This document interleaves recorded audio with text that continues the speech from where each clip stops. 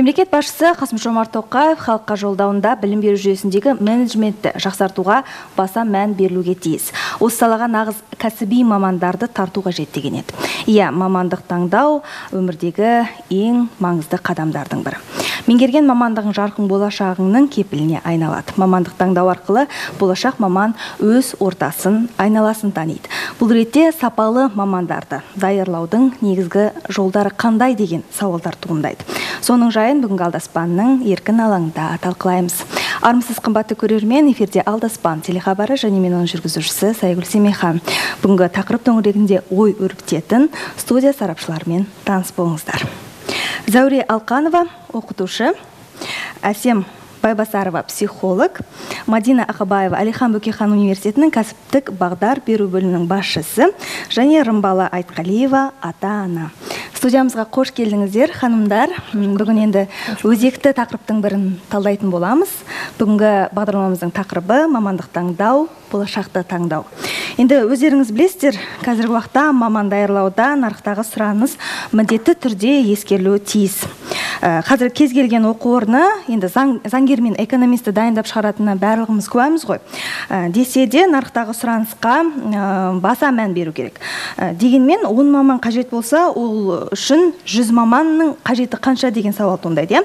Осы ретте кәсіптік бағдар беру жөнінде Мадина ханым, өзіңізге алғашқы сауалымды қойсам, жалпы сұранысты игерген, тексерген, ескерген жөн бе?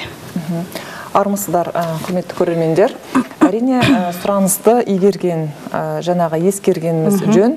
Себебі қазіргі таңда өзі бір орынға 10 адамнан, 5 адамнан жаңағы өзін ұсынатын болса, барлығымыз біз бәсекеге қабілетті, өзімізге қажетті, жан-жақты дамыған маманды алуға тиісті. Себебі бізге енді жұмыс істейтін адамдар жаңағы жақсы қызметтарға атқаратын қабілетті адам болғаны дұрыс. Сол себептен мамандарды дайындаған кезде, мамандарды даярлаған кезде ол кісі бәсекеге қабілетті, өзінің мамандығымен қоса, тағы да бірнеше қосымша артықшылықтарды игеру арқылы өзі жақсы маман болып шығуы тиіс қой.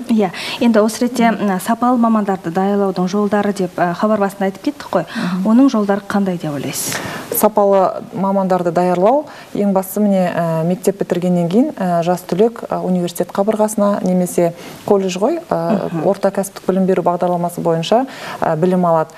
Сол кездерде бала 4 жыл оқу мерзімін босқа өткізбей, өзін сапалы маман ретінде даярлауға университет қабырғасы жағынан да, одан кейін ата-ана жағынан да, және де студент үш тарап жағынан да жақсы ол балаға бағыттар берілу керек. 4 жыл уақытын мысалы үшін босқа өткізбеу үшін ол бала өзінің белгілі таңдаған білім беру бағдарламасы, оған қосымша тілдер, шет тілдермен айналысып, спорттағы жетістіктер, қоғамдық өмірдегі жастар саясаты бар, жаңағы барлық қоғамдық, қаладағы, облыстық деңгейдегі шараларға қатыса отырып, бала өзін жан-жақты дамыта біліп, 4 жылды андай тиімді пайдалану керек. Жан-жақты дамыту керек.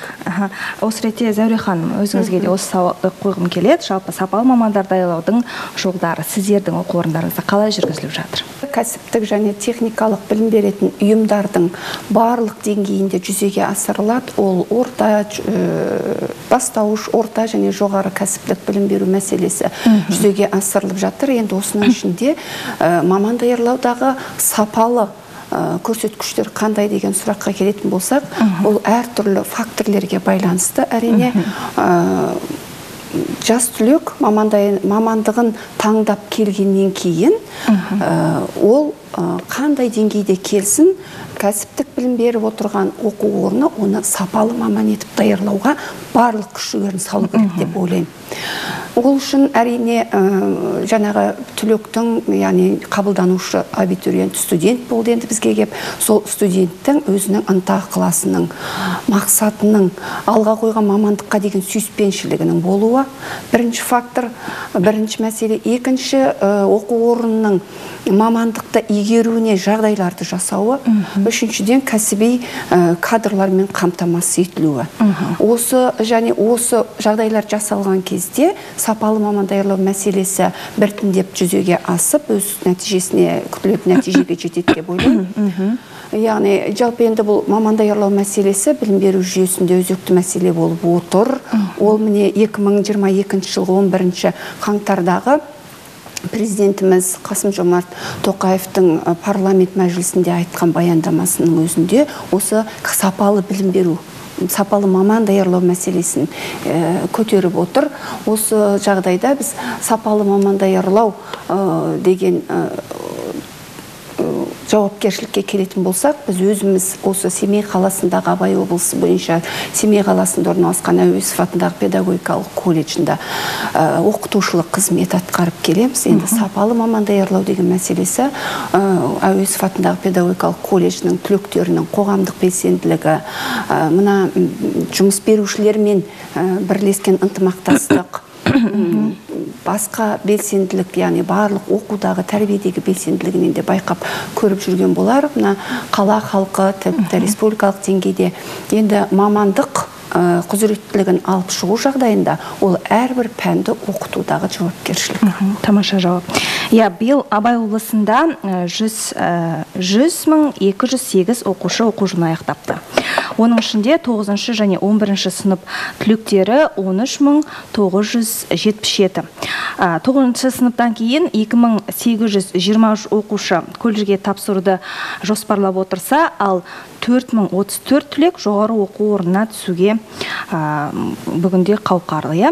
Мадина ханым, жалпы болашақ мамандармен, түлектермен жұмыс қалай жүргізіліп жатыр? Жалпы болашақ мамандармен бізге түсетін жаңағы талапкерлермен, жалпы мектеп бітіруші түлектермен жұмыс, ол бір айлық немесе бір күндік жұмыс емес. Бұл жылдар бойғы өзі кәсіптік бағдар беру жұмыстары 7-8 сыныптардан басталады. Балалардың қабілеттілігін қай мамандыққа ие, өзі мамандық таңдаған кезде балаларда жалпы талапкерде 3 сұрақ болу керек. Мен нені қалаймын, менің қолымнан не келеді, және де қазір еңбек нарығына не қажет деген. Сол 3 негізде балаларды дайындау үшін әртүрлі жұмыстар жүргізіледі. Біздің жоғары оқу орнымызда жалпы жыл бойына пәндік олимпиадалардан бөлек, жаңағы түрлі семинар тренингтардан, стартап жобалардан бөлек кәсіптік бағдар беру үздіксіз жұмыс атқарып тұрады. Ақпараттық қолдау орталығы жұмыс жасайды. Балалар, оның ішінде ата-аналар. Мен ата-аналарға тағы да басып айтқым келеді. Себебі бала 18-ге толса да қазіргі кезде ол бала мерзімді болады ғой, бір мамандықтарға қызығушылықпен ғана қарап, ол бала өз таңдауын соған бағытты бұруы мүмкін де. Бірақ ата-ананың ол жерде өзінің ойы, рөлі ол міндетті түрде болу керек. Себебі жастық болады ғой, жастық болған жерде бала өзінің айтқанынан қайтпай бір мамандықты таңдап, кейіннен қателікке ұрын кетпеу үшін біз ата-аналармен қоса жұмыс жасаймыз. Және де жыл бойға бізде педагогика психология кафедрасы бар, арнайы психологтарымыз балаларға ЕНТ-нің алдындағы, ұлттық бірыңғай тестілеу алдындағы қобалжу, жиналыстар алдындағы қобалжу, және әртүрлі қобалжуды жеңуге байланысты психологиялық кеңес жұмыстары жүргізеді. Бұл да бір кәсіптік бағдар берудің бір саласы болып табылады. Себебі психолог болғысы келетін балалар болады. Жыл бойы соны көріп жүріп, мамандық таңдаған кезде өзіне ұнап, жаңағы одан кейін материалдық базалармен таныстыру жұмысы. Біз баланы университетке ал келіп, жоғары оқу орнының ішінде көрсетіп, әр мамандықтың қыр-сырын барынша көрсетуге тырысамыз. Себебі бала көрген кезде, білген кезде ол өзінің сол мамандықтың иесі ретінде сезіну мүмкін, қызығушылық оянуы мүмкін. Сол себептен балалар болады, 11 классқа келіп, мамандығын таңдай алмай жүрген балалар болады. Сол кездерде осындай кішкене болса да септігі тисін деп, білім беру бағдарламаларын жетік таныстыруға тырысамыз. Жақсы, орынды. Жақсы жұмыстың жүріп жатқанын байқадық. Қазір қоғамда бір мамандықты тамамдағаннан кейін екінші қосалқы маман ретінде екінші мамандықты таңдау дәстүрге айналып келе жатыр. Жалпы бұл білім саласында оң динамиканы тудыра ма, әлде керісінше әлсірете ме?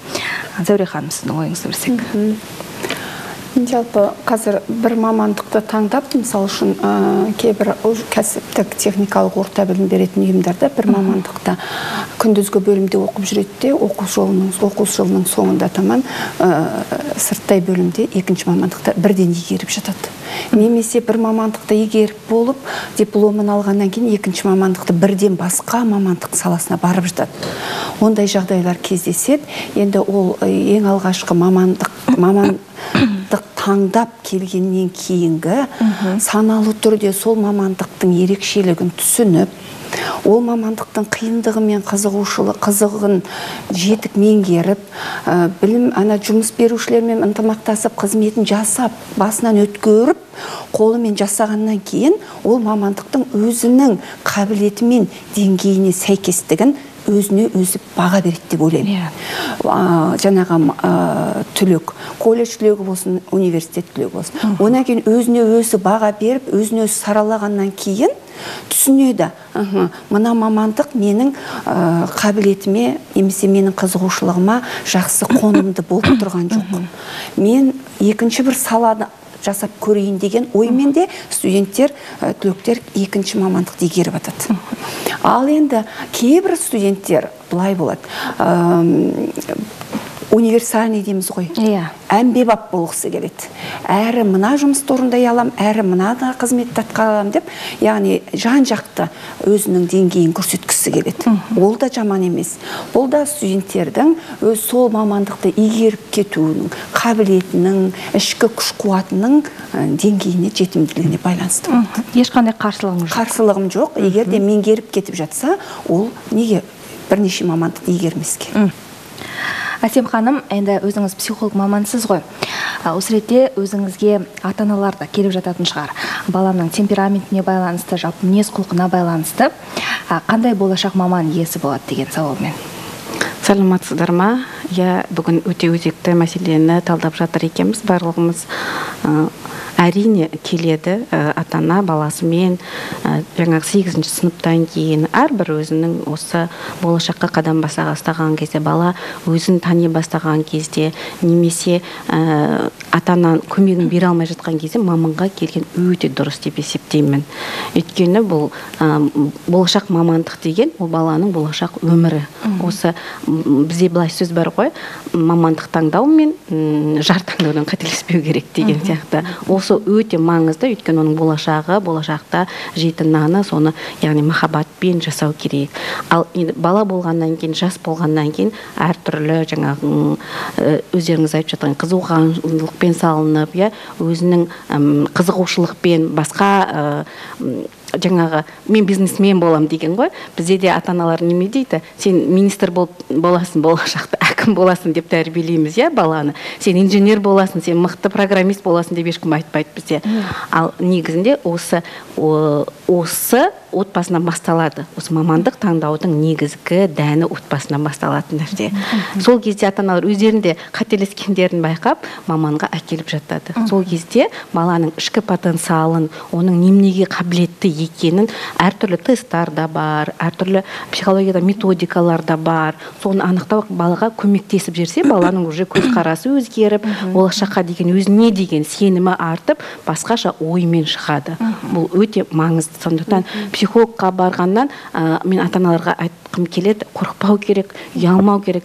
Это қазір норма жизни, былайша айтқанда. Біз мынандай ғой, бізде менталитет психолог десе кішкене шошынамыз, психологқа бір жынды адамдар барады деген сияқты. Жоқ, ол психиатр мен психологты шатастырмау керек. Психиатр, психикалық ауытқуы бар, психотропный дәрілер арқылы емделу үшін барады. Психологқа дені сау адам келеді. Әртүрлі жағдайда әртүрлі кеңес алу үшін.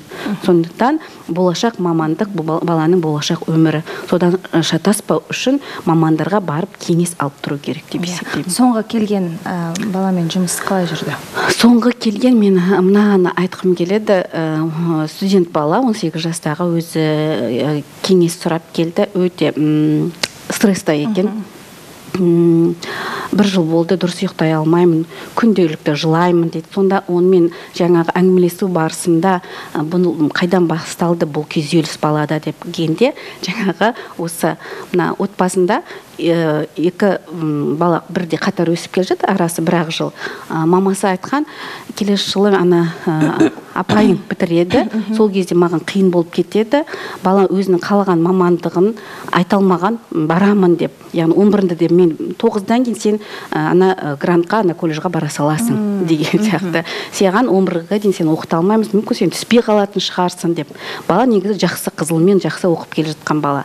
Содан бала 11 бітірмей 9-дан кейін сол анасы айтқан мамандыққа барып түседі. Бір жыл бойы балада өте үлкен күйзеліс, жылаумен ғана өтеді, әйтеуір сабаққа барып, бірақ негізі өте андай мынандай талапшыл, өзінің оқып жатқан, бірақ өзі ұнатпаса да оқып жатқан өте жақсы, 5-пен оқып жатыр, бірақ жаны жүрегі қаламайды да, қаламаса да оқып жатыр.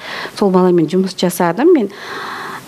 Бұл кішкене, одан кейін де ол айтады, анасымен сөйлесіпті, анасы өзінің қателігін түсінген, балаға енді сол кезде рұқсат бермеген ғой, сен 11-ді бітірудің қажеті жоқ, мүмкін сен түсе алмай қаласың деген сияқты.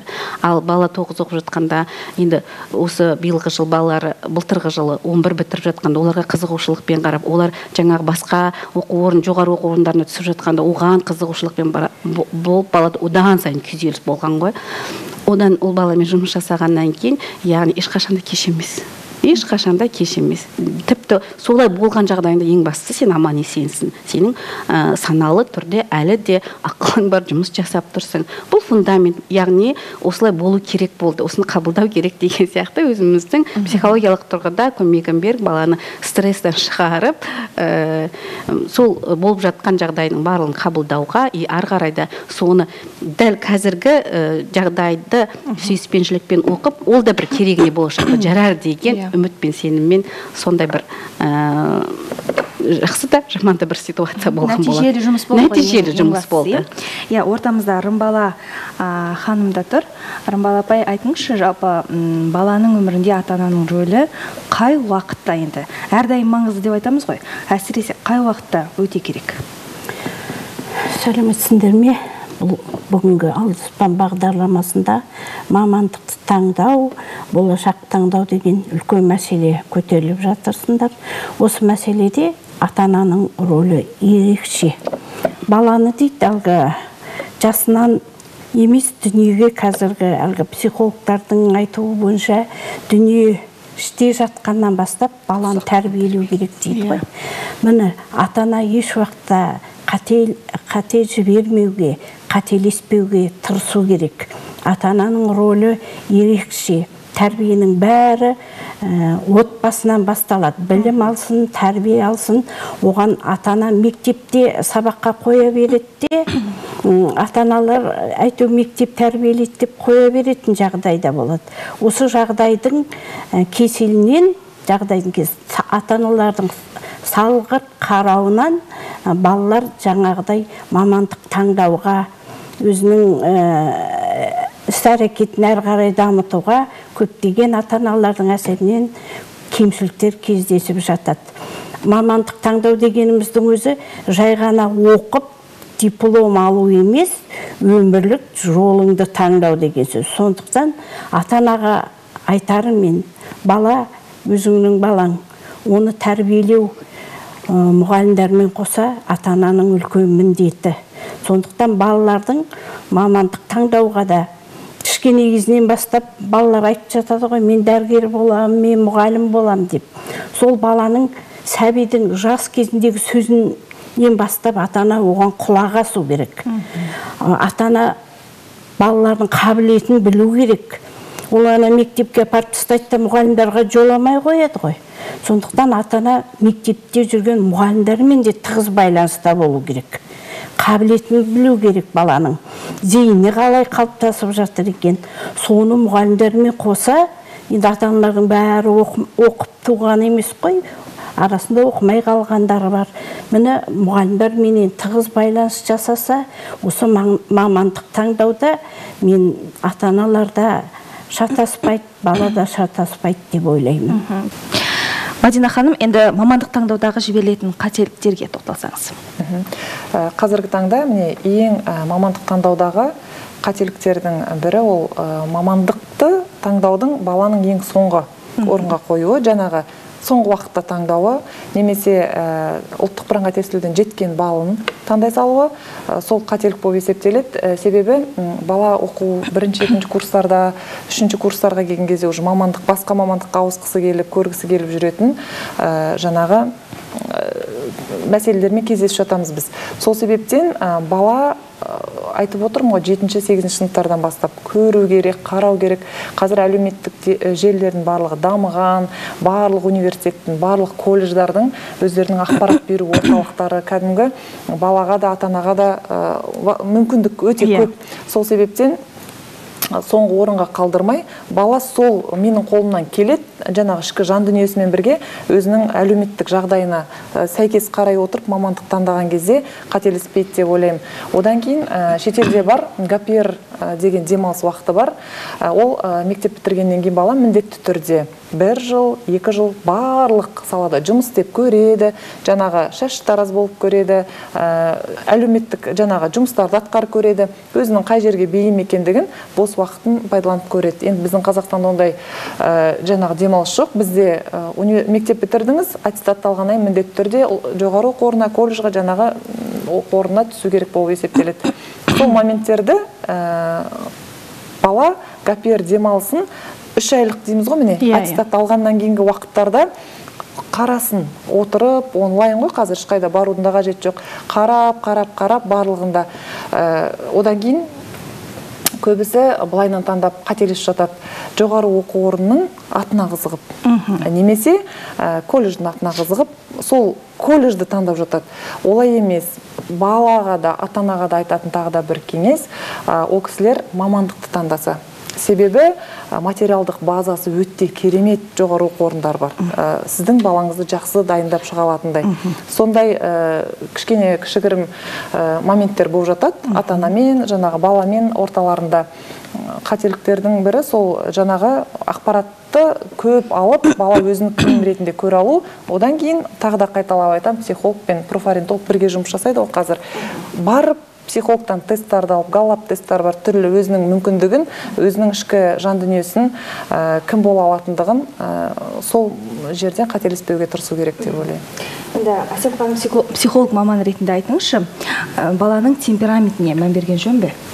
Әрине, баланың темпераментіне мән берген жөн, өйткені өзі темпераменттің түрлері бар, бір балалар сангвиник, бір бала меланхолик, ол енді табиғи баланың. Яғни өзінің сол темпераментіне байланысты бейімделіп, соған байланысты мамандарды таңдау керек. Холерик бала, ұшып қонып қызба бала, яғни ол өзінің сол болашақта таңдайтын мамандығына сәйкес оған мамандар көмектесу керек та, баланың жаңа темпераментін, типін ол енді мектеп кезінде анықталынады ғой, балаларға да айтылады. Содан кейін сол бойынша жаңа кәсіптік бағдар бергенде сол баланың типіне байланысты осы мамандықтар деп ол психологияда бар. Ондай нақты осы темпераментке осы сала лайық деп те айтылады, бірақ адамның мінезі өзгермелі ғой. Біз сол жерде меланхолик болып қалып қалмауымыз да мүмкін. Бала мектепте тыныш қане болып жүруі мүмкін, но бара-бара ол бала ашылуы да мүмкін. Абай атамыздың өзі айтады ғой, мінезіңді өзгерте алмаймын деген адамды маған әкелші деп айтқан, яғни оны да өзгертуге болады. Адам мына заманның талабына сай өзгеріске ұшырауы да мүмкін. Сондықтан қатып қалған қазір дүние жоқ, бәрі де мүмкін. Мүмкіндіктер көп, шектеу жоқ.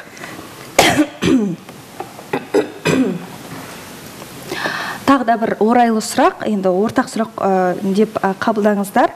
Түлектер қазір көбінесе кәсіптік техникалық бағыттағы бөлінетін грантқа көп қызығады. Нәтижесінде сол маман бойынша студент атанады, бірақ мамандық бойынша жұмыс істемейді. Осы пікірге қалай қарайсыздар, Зәуре ханым? Грант егер атансам болды деген мақсатты таңдау жасап бару, ол үлкен қателік.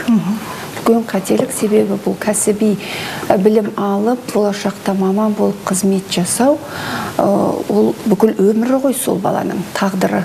Ендеше ол грантқа түсіп кетсем болды, мемлекеттік гранттың егері атандым деп қателесу, ол біріншіден әлеуметтік жағдайына байланысты. Отбасының әлеуметтік жағдайы, егер де мен мемлекеттік грантты егер атана алмай қалсам, ақылы түрде білім ала алмаймын. Себебі менің отбасымның бұны оқуға мүмкіндігі, оқудың ақшасын төлеуге мүмкіндігі жоқ. Жоқ, онда мен сөйтіп мемлекеттік грантты қайсыған бар, соған бара салайын деген ең бірінші ой солай келеді бізде. Одан кейін екінші студенттің екінші бір қателесуі, мемлекеттік грантты оқып жүріп, мүмкін мен мамандығымды сүйіп кететін шығармын деген болжамды гипотеза, болжамды сұрақпенен келіп оқи береді. Бірақ кейбіреулері әрине ол мамандыққа бейімделіп, сол мамандықтың қызығушылығына еніп, бейімделіп кетеді де, оны сүйіп кетеді. Ал кейбіреулері жоқ, соңына дейін бұл мамандық менікі емес деген ойда қала береді. Сондықтан ең бірінші мақсат қалауы, жүрек қалауы. Жүрек қалауымен таңдалған мамандықтың кейін нәтижелі қызметі болады деп айтуға болады. Ол еліміздегі, болашақта еліміздің құраушысы, еліміздегі белгілі бір маман иесі. Ендеше ол неге өзінің қалауынсыз, мамандығын сүймей барып, немқұрайды, сапасыз қызмет жасау керек. Сондықтан сапалы қызметкер атану үшін ол мамандық жүрек қалауымен таңдауы керек. Ол мейлі ақылы түрде болсын, мейлі мемлекеттік грант егері болсын. Сондықтан мен бұл мемлекеттік грант егері атансам болды, осы мамандықты қайтсем де оқи берем, не болса да оқып шығайын деген ой болмауы керек. Жоғары оқу орнын тамамдаған жалпы міндет пе? Қалай ойлайсыздар? Енді ол бір міндет пе дегенде бұл барлығы қаражаттық жағдайға келеді ғой.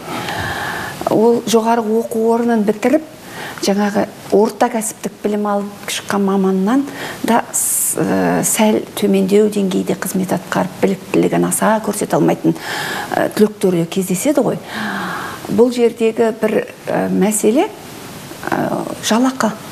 Жалақысының жоғары болу үшін жоғары мамандық егері атанып жатады. Мысал үшін біз орта кәсіптік білім береміз.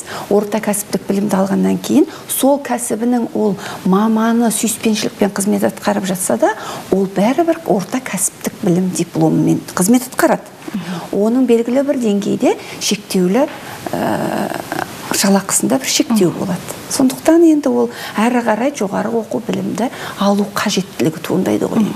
Сондай жағдайда қажеттілік туындайды. Екінші, әрине жоғары білімді маман деп өзін жоғары деңгейде әрі қарай білімін жетілдіру қажет. Білімді жетілдіру ешқашан қазір үздіксіз білім алады ғой, тоқтаусыз. Сондықтан ол бір жоғары емес, бірнеше жоғары білімді алуда қазір қоғам қажеттілігі.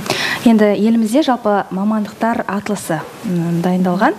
Соған байланысты өңірде жұмысшы мамандықтары өте қажет. Неліктен жастар жұмысшы мамандықтарына көп бармай жатады? Соған ойларыңыз қандай? Өте орынды сұрақ. Себебі жұмысшы мамандықтар қазір бізде кез келген салаға барсақ, жұмысшы мамандықтар қат. Жұмысшы маман даярлап жатқан оқу орындары бар болғанмен, сол мамандар қат. Себебі кейбіреулер сол жұмысшы мамандықты оқиды да, басқа мамандық иесіне ауысып кетеді. Екіншіден, тіпті сол жұмысшы мамандықтардан кейде мемлекеттік грант орын толтыра алмай жатады. Яғни бармай жатады. Ол менің ойымша былай деп ойлаймын. Ең алдымен баланың кіші мектеп жасынан бері қарайғы психологиясының дұрыс қалыптаспауы. Жұмысшы мамандықтар қоғамдағы әлеуметтік төменгі саты деп психология бөлінушілік, психологиялық бір бөлік ой қалыптасады. Екінші, жұмысшы мамандықтардың тағы да келгенде жалақысының төмен болуы. Енді қарап отырсаңыздар, жұмысшы мамандықтардың жалақысын егер де ең жоғарғы деңгейге қойса, мамандыққа сұраныста және сол мамандықты таңдайтындар да көбейеді. Себебі қазір адамның әлеуметтік жағдайының, материалдық жағдайының барлығының жақсаруы қаражатқа кеп тіреледі. Әрине рухани байлық, білім, ғылым, психикалық даму деген қатар жүреді, дегенмен барлығын билеп кететін материалдық жағдай. Сондықтан жұмысшы мамандарды таңдау мәселесіне келгенде, әрине оның болашағын ойлайды. Осы мемлекеттегі жұмыспен қамтылу жағдайын ойлайды. Және осы жұмысшы мамандықтардың әлеуметтік статусын ойлайды. Жақсы айттыңыз, 2019 жылы елімізде педагог мәртебесі қабылданғаннан кейін заң, ұстаздарға деген құрмет те арта түскендей. Жалақылар да көбейді. Бұл ретте енді барлық көптеген студенттер ұстаз болсам деген ниеті арта түсті студенттердің. Бұл енді білім жағынан қандай бір оң нәтиже болан ма екен? Өйткені осыған дейін басқа мамандықты игерген мамандар екінші мамандықты дәл осы ұстаздықты таңдап жатқандарын да естіп жатырмыз. Енді бұл жерде екінші мамандық ретінде педагогикалық мамандықты таңдауы деген бар, онан кейін мектептен бітірушілердің педагогикалық мамандықты таңдауы деген бар. Енді педагог мәртебесін көтергеннен кейінгі жағдай педагогикалық мамандыққа деген біліктілік тестілеуінің де деңгейін көтерді. Өздеріңіз білесіздер, оның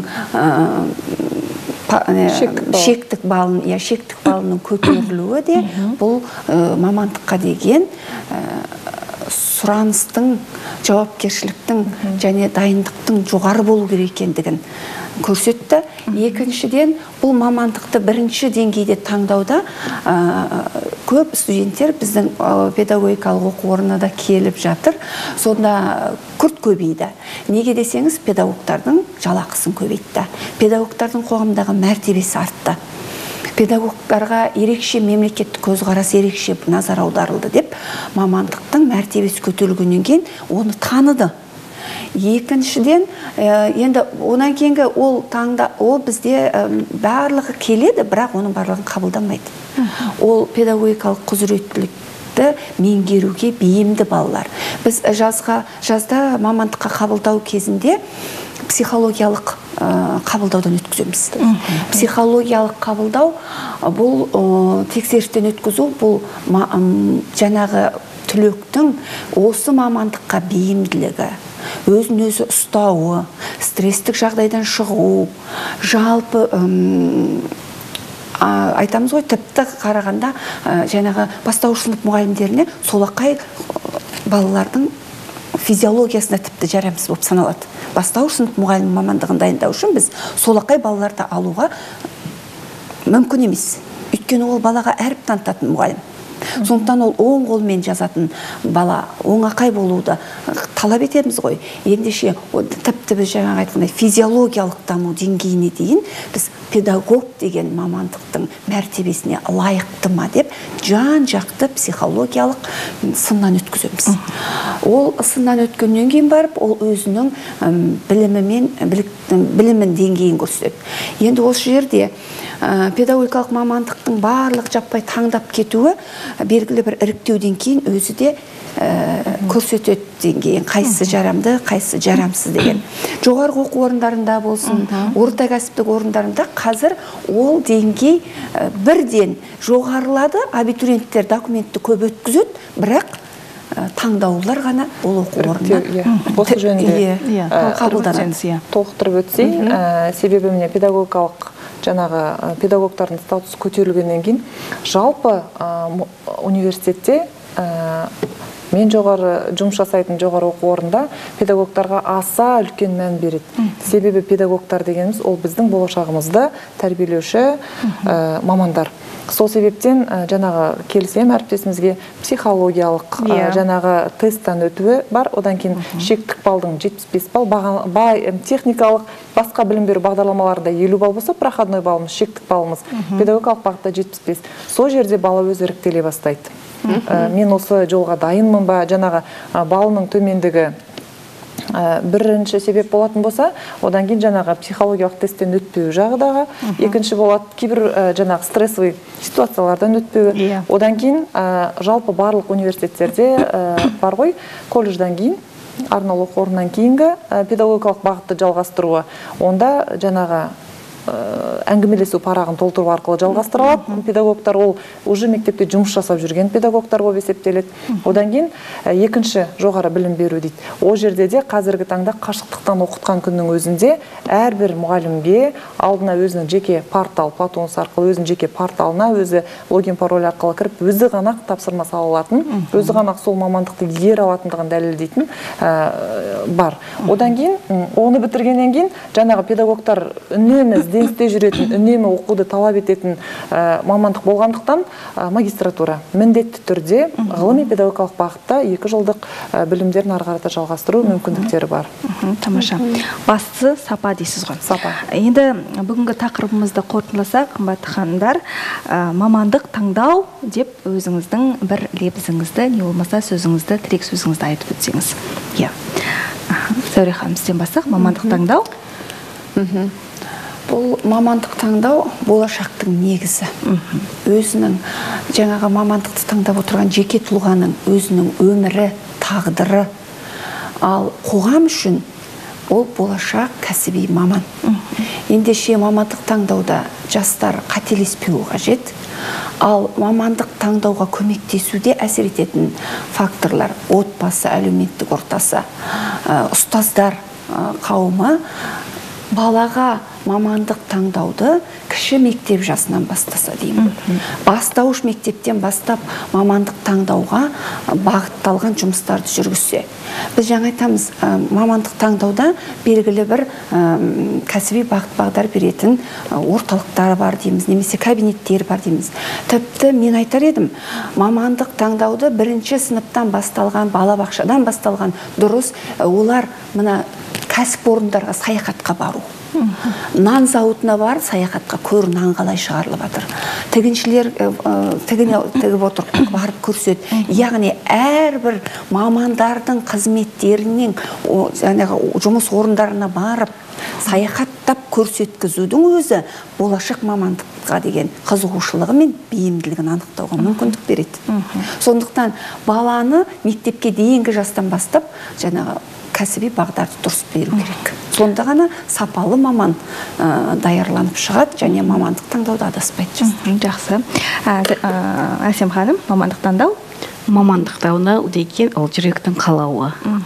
Ата-ананың ықпалы тағы да айтам өте бұл жерде зор. Сондықтан ата-ана да қателеспесе екен деймін, балаға дұрыс бағдар бере білсе, оның жаңағы мынау сенің несіне қарамаса, жаңағы бұл бизнесмен болады деп емес, яғни жүрегінің қалауы, ол мүмкін шаштараз болғысы келетін шығар, иә.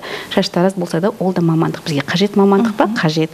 Одан кәсіп жасап, ақша таба алама, материалдық болады. Яғни балаға сол тарапына дұрыс үлгі көрсете білу керек.